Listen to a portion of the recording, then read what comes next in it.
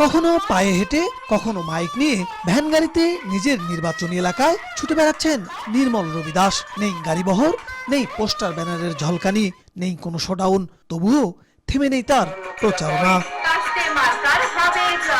নির্মল রবি দাসের নেই তেমন পড়ালেখা, পেশায় জুতা মেরামতের কাজ করেন। এই সামান্য আয়ে চলে দরিদ্র পরিবারের সংসার, কিন্তু জীবনের এই সীমাবদ্ধতা তাকে আটকাতে পারেনি বড় স্বপ্ন দেখা থেকে। পেশা জুতা ঠিক করা হলেও সমাজকে বদলে দিতে তিনি যেতে চান সংসদে। এলাকার নদী ভাঙন রোধ সহ করতে চান সামগ্রিক উন্নয়ন। সরকার বদলায়, কিন্তু প্রান্তিক আর দলিত মানুষের জীবনে তেমন পরিবর্তন আসে না।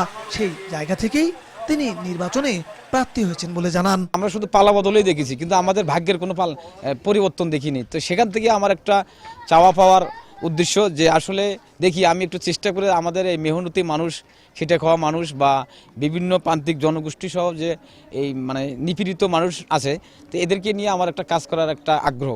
আমি মনে করি যে ফুলছড়ি সাগাটার থেকে আমি বিপুল ভোটে জয়ী হয়ে আমি মানুষের কাজ করার মানে সুযোগ পাবো হাতে।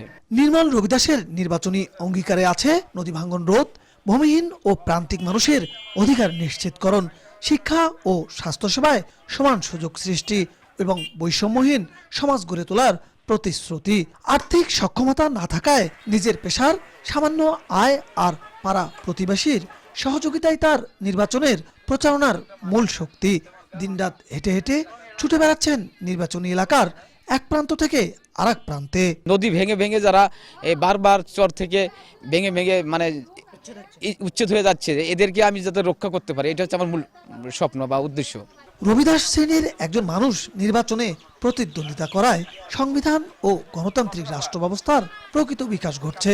এতে প্রমাণ হয় গণতন্ত্র শুধু বিত্তবান বা ক্ষমতাবানদের জন্য নয়, সাধারণ মানুষের জন্য বলে মনে করছেন স্থানীয়রা।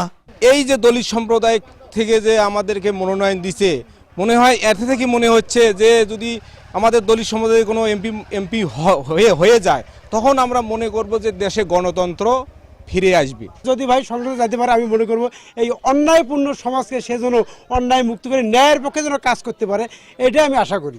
সে যদি নির্বাচিত হয় সংসদে যেতে পারে, এর তুল্য ভাগ্য আমাদের আর কি থাকতে পারে।